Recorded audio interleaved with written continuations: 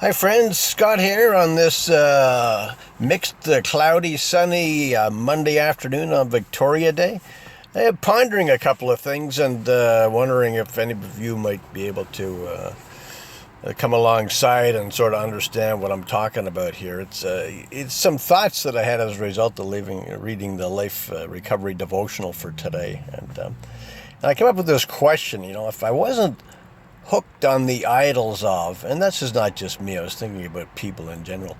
If I wasn't hooked on the idols, and I've called them idols for a purpose, because they're like gods have been to me in some way or other over the years, and not so much now, but a lot of that may be just aging and so on. But if I wasn't hooked on things like power, I command this, I do that, I'm the boss, this and that.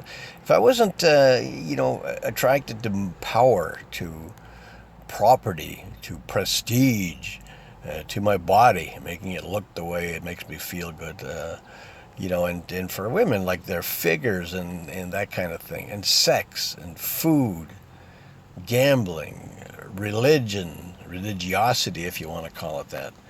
All of these things which we take such pride in, our lifestyle, our holidays, is it not like, it's actually, this is described in a scriptural passage I was reading too, in reference to that daily devotional in the Life Recovery Journal. But anyway, it says, talks about going to cracked cisterns or, cracked container. Like if I go to get my water, my drinking water from a cracked container, I can never get enough. It always empties out, and that's kind of the way it works with these other things, I can never get enough of them, or I never could when I thought my life was so much about going after them. So in every category, it wasn't enough, it wasn't enough to satisfy anything.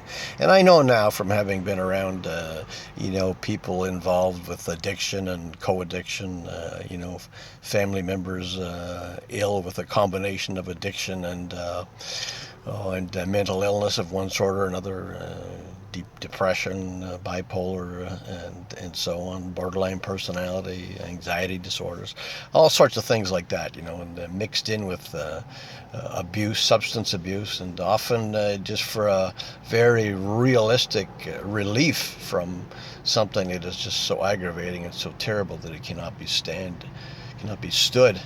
So, and the other thing with these doing these things over and over again, if we happen to have that genetic propensity, in other words, we have a leaning toward being addicted to a substance, to a way, to a thought, to a process, to anything. If we have that propensity, if we lean that way, any of these things we use to get beyond that, what should we call it, that escape from these, from the pain of life, I guess is one way to put it, to escape from the pain of life. Whatever we use to do that seems to, become an addiction over time. And as anybody with an addiction will tell you, the disease of addiction, and believe me, folks, it's a disease.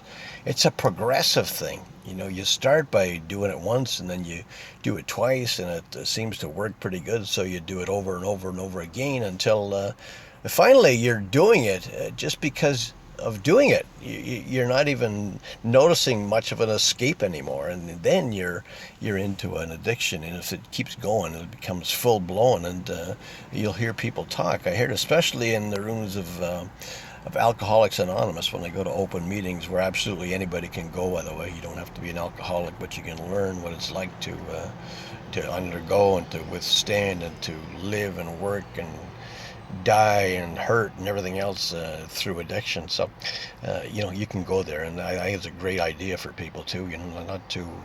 Not to see who's alcoholic in your town, but to see one of the toughest things in the world to fight, and probably the single most obvious ingredient in problems of absolutely every kind on this planet. So that's my point today. So you don't go to a cracked cistern for water, and you don't go to a habitual kind of behavior to escape your problems, and I understand you sort of have to get away from them sometimes or you're going to go absolutely bonkers, and I do understand that. And I don't know the answer, I really don't, but I'm telling you folks, if you kind of hang with it, find your spirituality, seek out your God, go with all there is in you, and pray and speak, and this is between you and whatever the power in your universe looks like. And that's why I'm not saying, I'm a Christian man, and obviously mine's God Almighty, God of the Bible, Jesus. But my thought always was that if you seek, you'll find. If you knock, the door will open. But you got to go after it, and really go after it, and know. And when I say pray, I'm not talking about praying like the evangelists on TV, evangelists of the large churches and that kind of stuff. I'm just talking about, you find a quiet place and you sit and you talk to your God. You can call, your God, your higher power. You can imagine your God in whatever way it works for you. But seek him or her or it. Seek it with all you are, because if you don't find something to do with your creation, your being, who you are and how you got there and all that stuff, you're probably never going to find any sort of satisfaction on this trip we're on through this time in life. So, folks, I'm going to leave you with those thoughts. There's a lot to it, and as I say, but just keep seeking and come with us. Come and share your burdens at Sharing the Burden. Go to sharingtheburden.ca and get an idea for what we do and how we share and where we share, and know that we're spending a lot of time in the prison system, between a couple of prisons, one for women, one for men, and we're making headway only in that we're finding people who really want to come back, people who are actually happy when they're in the midst of our meetings, when they're listening to people share, when they're being mindful of one another, when they're really giving each other what they need to give them in true relationship. In other words, a mindful hearing, looking at someone, looking them in the eye and listening with all the power you have, focusing totally, giving them all your attention. What a wonderful feeling for the deliverer, and what a wonderful feeling for the person who's listening. It just ends in a very, very powerful shared session, and you need to share, folks. You need to get out there. You need to share who you are. You need to share how you got there. You need to share what hurts you the most. You need to share your worst, darkest secrets. All of these things hold us back, and when you're free of them, you can actually live in the moment. And you know what? Living in the moment's a wonderful experience. It's that place between what you just finished, between the last word you said and the next one you're going to say. It's that space, it's that indescribable space that simply sums up to now. It is now. And you know what? It's always now. We're always in that space between what we've completed and what will begin. Always, after every word, after every sentence, after every experience, after every day, after every second, after every smallest piece of time. And that is an eternal thing. Now is eternal because it's never anything but now. But where do we live? We live in what we did, in our regrets. We live in how well we might do, could do, would do, should do, will do, if we can do, and how can we expect to get anywhere? Folks, get it from a guy who's getting on age-wise. Focus on that. Focus on that in between yesterday and tomorrow. Now, be there, and so all you have to do is be there. And it's a wonderful, wonderful place. Don't try and get out of it. And all these idols and these things I'm talking about, they're meaningless. They're only good to talk about to other people who are in the same boat. Now, please think a lot, and as I say, seek out the God the way you understand God. And pray, talk. God, here I am. I need your help. I've done everything that I think, I should do.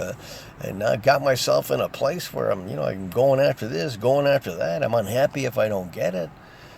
God, I need your help. Is there some way you can help me? And whatever you are, whoever you are, whatever you're like, make me understand. Come to me, make me understand. Show me what I need to do.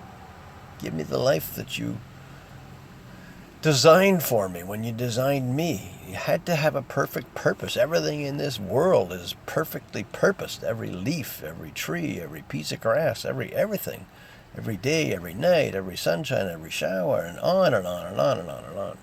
It's just so perfectly orchestrated, and I must be part of that. Please show me how it works. So, folks, something like that, and, I hope you can take it to heart, and as I say, come and find us at sharingtheburden.ca. Scott with 2 T's at sharingtheburden.ca. Listen to us every Tuesday morning on 102.9 FM in Stouffville. We're on for an hour, and it's never just me. It's always 2 or 3 others, and we talk. We do what we would do in a meeting. We share what's going on. We share what's good, what's bad. We share whether we're someone who considers him or herself the worst person in the world, or whether we're a perfect, honorable, well-dressed, well-heeled, church-going, happy person, and whatever we are. We share and we mix it up. We mix it up and we talk about recovery.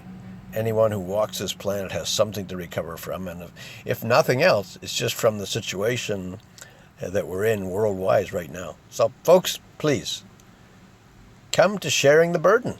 Help us share your burden. Share our burdens. Find hope. Find the hope that lasts, the hope that's meaningful, and the hope that you can come to every time you come to a meeting. So, God bless you. Have a great balance of this holiday Monday, this Victoria Day 2017, and I look really forward to listening to you, to seeing you, to sharing with you, to doing whatever you feel is the right thing to do by being with us or with someone else. So, take care of yourselves.